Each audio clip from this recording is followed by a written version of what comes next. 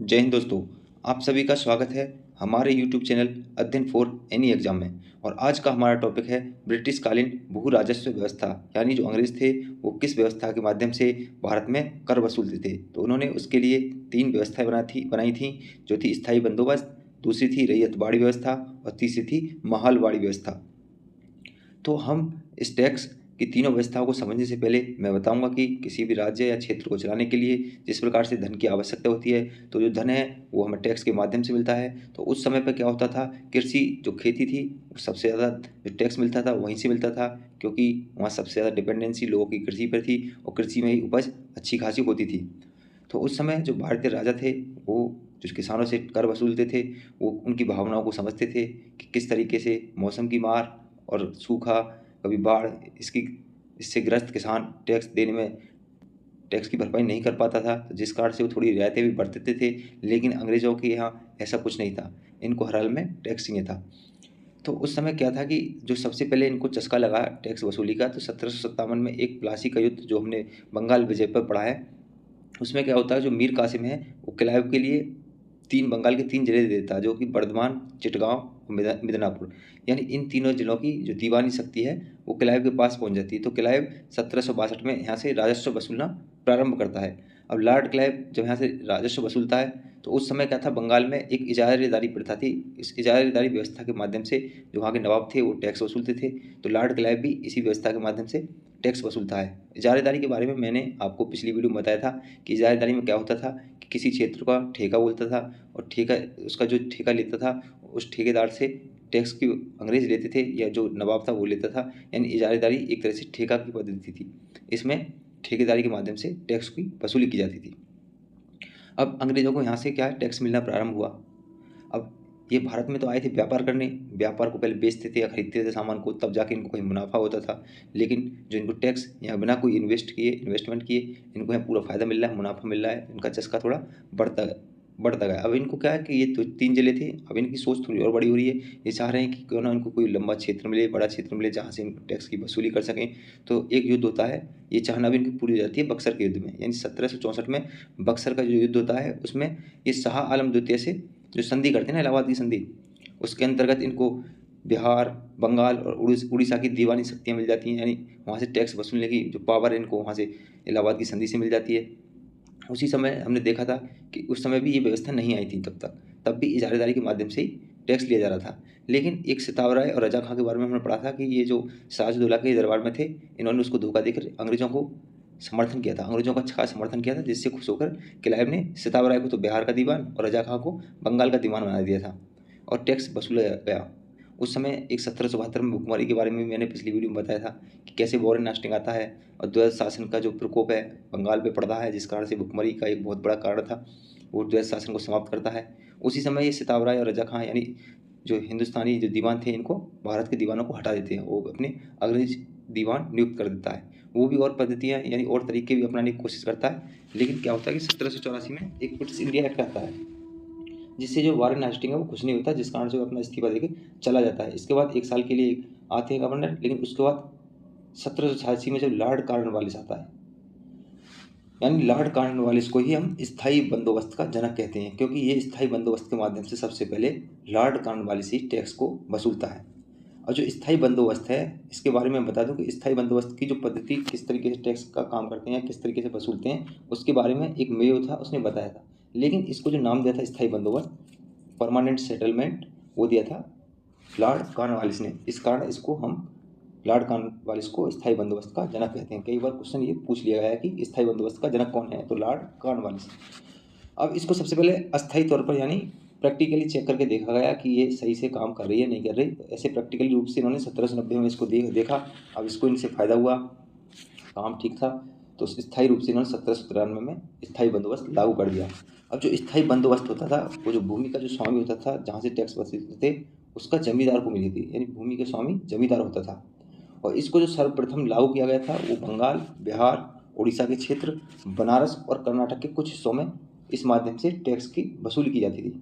अब इसमें क्या तीन चैनल होते थे। सबसे नीचे किसान जो उपज पैदा करता था उसका टैक्स जमींदार को भरता था, जमींदार उन सबसे टैक्स कलेक्ट करके अंग्रेजों को देता था।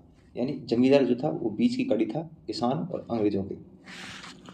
और ये जो टैक्स को जो वसूली की जाती थी, यानी जितने भी अंग्रेजों ने क्षेत्रों पर कब्जा कर रखा था या जीत रखे थे, उनके 19% भूमि पर स्थायी बंदोबस्त के माध्यम से टैक्स को वसूला जाता था। और इसको टैक्स को जो वसूलना, इनको कितना मतलब जो हिस्सेदारी थी, यानी कितना भू राजस्व मिलता था, तो इनको मिलता था 10/11 हिस्सा तो अंग्रेज लेते थे और 1/11 हिस्सा जमींदार लेते थे। यानी जैसे टोटल टैक्स कहीं से इन्होंने 11 रुपये कलेक्शन किया है, हम एग्जाम्पल मानकर चल रहे हैं कि 11 रुपये टैक्स कहीं से इन्होंने कलेक्ट किया, तो 11 रुपये में से 10 रुपये तो अंग्रेजों के पास रहते थे और 1 रुपया जमींदार के पास रहता था। तो इस तरीके से इस टैक्स के बंटवारा होता था। अब इसमें क्या होता है, इस समय पे जो जमींदार थे उनका जो पद था, या जो जमींदार होता था उसका बेटा भी जमींदारी बनता था, ये वंशानुगत हो गया था। इसी समय इस व्यवस्था के अंदर क्या हो रहा था कि जो जमींदार थे वो किसानों का अत्यधिक शोषण कर रहे थे, क्योंकि जैसे अब मैंने आपको एग्जांपल बताया था कि अंग्रेजों ने बोला कि भाई 11 रुपये टैक्स वसूल लो, तो ये 11 रुपये वसूलते थे, 10 रुपये अंग्रेजों को देते थे, 1 रुपये खुद लेते थे। ये तो उनका एक स्टैंडर्ड था। लेकिन अब अंग्रेजों ने कोई स्टैंडर्ड बना रखा कि 11 रुपये टैक्स वसूलना है, लेकिन ये क्या करते थे, अपनी जेबें भरते थे। ये 20 रुपये टैक्स वसूलते थे, जिसमें 10 रुपये अंग्रेजों को देते थे, उनमें से अंग्रेज 11 रुपये में से 1 रुपये इनको देता था, और जो बचे हुए 9 रुपये हैं उनको भी अपने पास रख लेते थे। जिस कारण से ये बहुत ज़्यादा किसानों को क्या है, शोषण कर रहे थे। शोषण हो रहा है क्योंकि किसानों को तो जो स्टैंडर्ड है उससे ज़्यादा टैक्स देना पड़ रहा है, जो टैक्स है उसको जमींदार बचे हुए जो फालतू टैक्स को ले रहा है उसको अपनी जेब में भर रहा है। तो जमींदार जो यहाँ एक बहुत बड़ा पद बन गया था, यानी बहुत पैसे वाला, बहुत शक्तिशाली पद बन गया था जमींदार का, क्योंकि ये एक्स्ट्रा टैक्स वसूल वसूल के अपनी जेब में भर रहा था।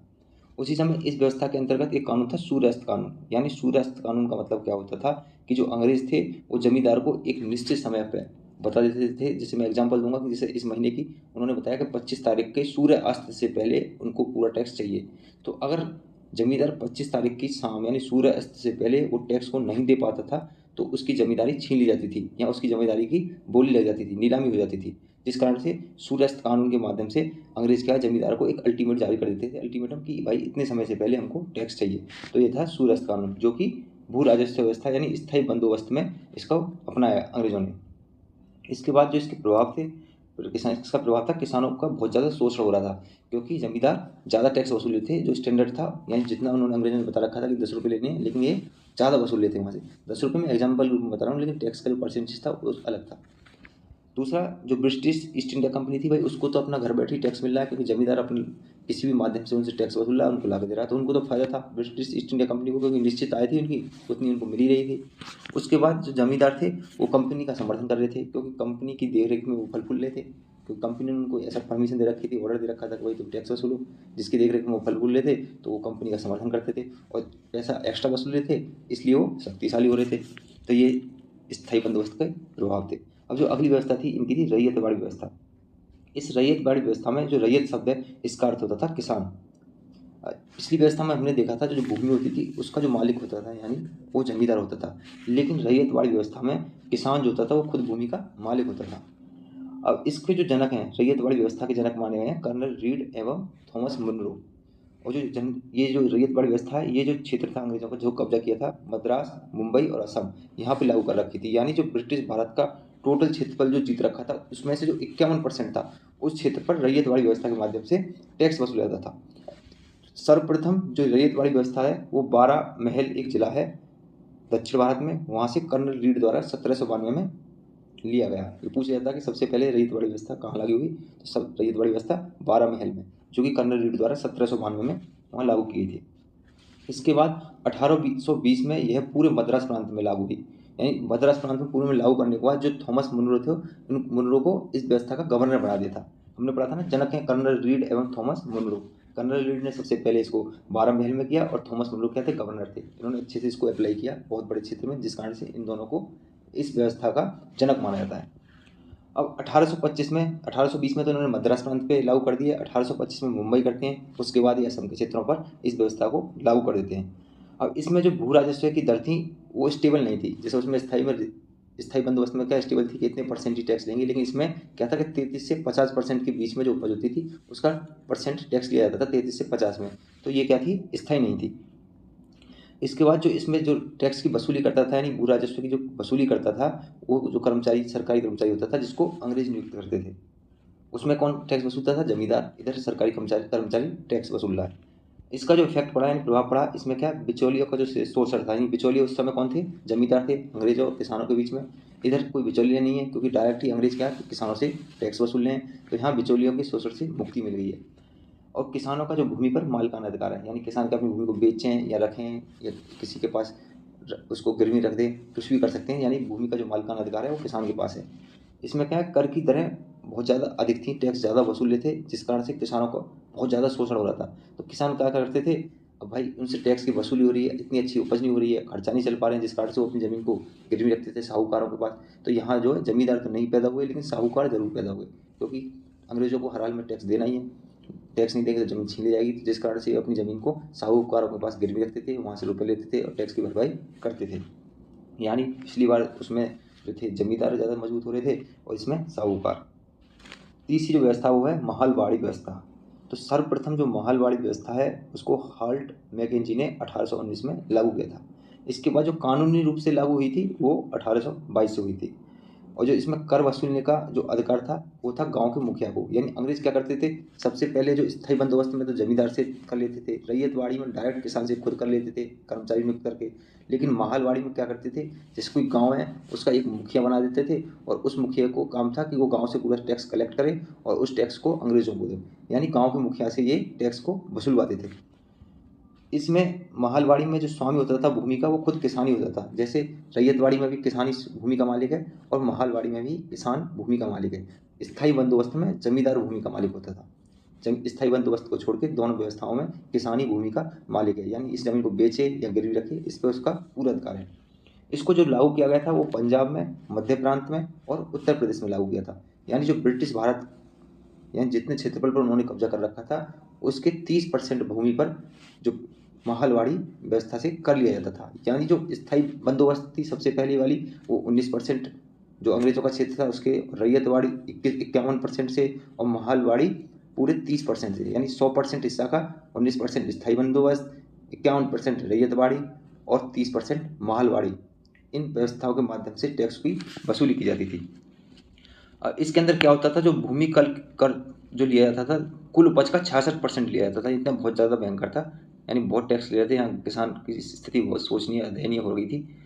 फिर भी थोड़ी सी सहूलियत इसमें डलहौजी देता है। डलहौजी क्या करता है, 30 साल के बाद इसमें 50% की कर देता है, यानी 66% से 50% कर देता है। 50% भी बहुत ज़्यादा टैक्स हो जाता है, फिर भी उसने थोड़ी सी एहतियात बरती। इसका जो प्रभाव था, इसमें क्या होता था, जो टैक्स था वो पूरे गांव पे लगता था और उसको मुखिया वसूलता था। और गांव के मुखिया, अब जब गांव के मुखिया के पास एक पावर है कि टैक्स वसूलना है, तो गांव का मुखिया भी अपनी जेब भरेगा भाई। जैसे किसानों से उसको 20 रुपये वसूलने के लिए अंग्रेजों ने उसको ऑर्डर दिया कि 20 रुपये तुम्हारे गांव से लिए जाएंगे। अब वो 20 थोड़ी लेगा, उस गांव से 30 भी ले सकता है, 40 ले सकता है। तो जब ज़्यादा लेगा तो जो किसान है उनका शोषण करेगा, उन जब नहीं दे पाएंगे तो बदुआ मजदूरी वगैरह ऐसे काम उसी समय चलते थे, क्योंकि किसान का इतनी उपज नहीं हो रही है, इतनी पैदावार अच्छी नहीं है, जो भी हो रही है उसका टैक्स में भर दे रहा है वो। तो खर्चा चलाने के लिए बदुआ मजदूरी वगैरह टाइप की चीज़ें उस टाइम चलने लग गई थी। तो जो गांव का मुखिया था उसकी स्थिति धीरे धीरे जमींदार जैसी हो गई थी। इस व्यवस्था में भी जो सूदखोर थे, ब्याजखोर और साहूकार, टैक्स भरपाई के लिए किसान तो ब्याज पे अपने रुपये लेगा या फिर ब्याज पर रुपये लेगा या फिर अपनी ज़मीन को गिरवी रखेगा साहूकारों के पास में। इस माध्यम से क्या करता था, वो रुपये लेता था और मुखिया को टैक्स दे देता था, मुखिया तब अंग्रेजों को देता था। यानी स्थिति टैक्स की बहुत ज़्यादा कठिन हो गई थी, अंग्रेजों ने बहुत लुटा दी इसको किसी न किसी माध्यम से। अभी आज का टॉपिक समाप्त। यानी ये थी जो तीन व्यवस्था बताई थी मैंने, स्थायी बंदोबस्त, रैयतवाड़ी और महलवाड़ी, ये भू राजस्व व्यवस्था थी ब्रिटिशों की। धन्यवाद।